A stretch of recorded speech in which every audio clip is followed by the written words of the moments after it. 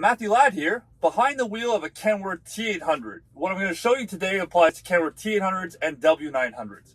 I'm going to show you how to reset a yellow check engine light when you have a Cummins engine, one of the older generations of Cummins engines on the truck. This is very important. This is not meant to avoid going to the garage.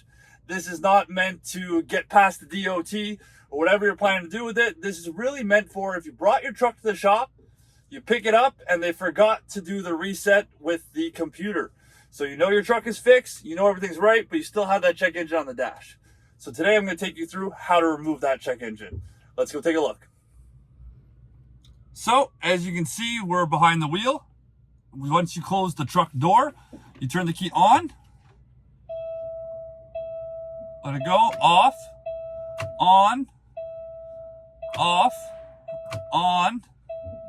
Off 5 times, 4, off 5 times, and the 5th time you start it up. Now, I'm not going to lie to you guys. I'm in the pit. They're doing an oil change. I didn't start the truck up. But on the 5th turn, you want to start it, and that should remove your mill lamp or your yellow check engine lamp.